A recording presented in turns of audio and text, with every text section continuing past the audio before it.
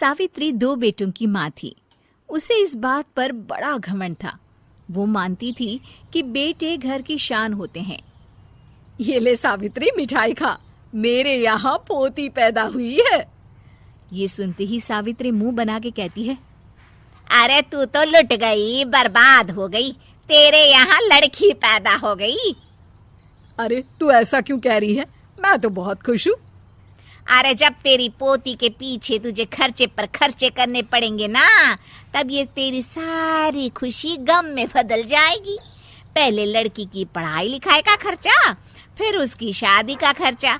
अरे आजकल की शादियाँ कितनी महंगी हो गई है। गहने बनाओ, लाखों रुपए पानी की तरह बह जाते हैं। लड़कियाँ तो सिर्फ खर्चा करवाने के लिए ही पैदा होती हैं। इस तरह लड़कियों के प्रति अपने विचार व्यक्त करते हुए सावित्री ममता को लंबा चौड़ा भाषण देके चली जाती है। अब तो आप लोग इस कहानी में सावित्री देवी का पात्र अच्छी तरह समझ ही गए होंगे। कुछ समय बाद सावित्री की बड़ी बहू भी एक लड़की को जन्म देती है। फिर क्या था, सावित्री पूरा आसमान सर पर उठा लेती है। हे भगवान, ये तू मुझसे किस जन्म का बदला ले रहा है? अरे मैं तो मंदिर में रोज आकर तुझसे कहती तो थी कि मुझे एक पोता चाहिए, और तूने मुझे पोती दे दी।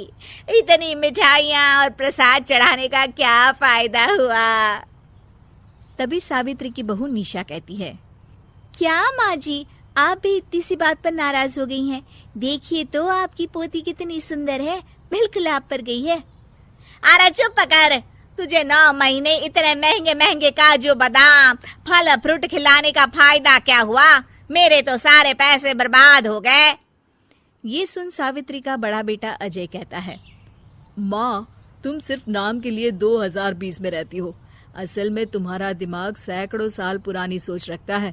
आज के जमाने में लड़का और लड़की में कौन फर्क करता है?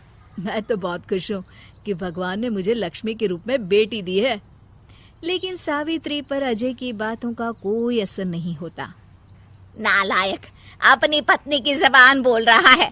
मेरा बड़ा बेटा तो हाथ से गया। लेकिन सावित्री देवी हार मानने वाली नहीं थी। वो पोते की चाह में अपने छोटे बेटे विजय की शादी करवा देती है। कुछ समय बाद आखिरकार वो दिन आ ही जाता है जब सावित्री की छोटी बहू गर्भवती हो जाती है। सावित्री इतनी खुश हो जाती है कि वो बच्चे के जन्म से पहले ही सारे मोहल्ले में ढिंढोरा पीटने लगती है। ये क्या सावित्री, तू तो पोते के जन्म से पहले ही मिठाई बांट रही है। पहले पोता पैदा तो होने दे, और फिर क्या पता अगर पोते की जगह पोती पैदा हो गई तो। ये सुन सावित्री चिढ़ जाती है। अरे अपनी काली जबान मत चला, मेरी मिठाई खा के मेरा ही बुरा सोच रही है। बड़ी आई, ला मेरी मिठाई वापस कर। देख लेना, इस बार मेरे यहाँ पोता पैदा होगा, पोता। लेकिन ठीक इसका उल्टा होता है। सावित्री की छोटी बहू भी एक लड़की को जन्म देती है। सावित्री फिर से रोना धोना शुरू कर देती है और अपनी छोटी बहू को कोसते हुए भला बुरा कहने लगती है। देखते ही देखते ये सावित्री की रोज की आदत हो जाती है। एक दिन उसकी इस आदत से परेशान होकर विजय अपने भाई अजय से कहता है, भैया, माँ खुद एक औरत होकर हमारी बेटियों को पसंद नहीं करती, उल्टा उन्हें रोज कोसती रहती है। मुझे माँ की यह आदत बिल्कुल पसंद नहीं आती। अरे तू ठीक कहता है, मैं भी अब माँ से तंग आ गया हूँ। अच्छा, तो अब तुम दोनों इस तरह पीठ पीछे मेरी बुराई भी करने लग गए हो? नहीं माँ, हम चाहते हैं कि घर में शांति बनी रहे। हमें हमारी बेटियाँ बहुत प्यारी है। मैं नहीं चाहता कि वह तुम्हारे ताने सुन सुन कर बड़ी हो, और इसीलिए हम दोनों ये घर छोड़कर चले जाएंगे। हाँ माँ, मैं भैया की बात से सहमत हूँ। जब तुम इस घर में अकेली रहोगी तब तुम्हें अपनों की कीमत का एहसास होगा।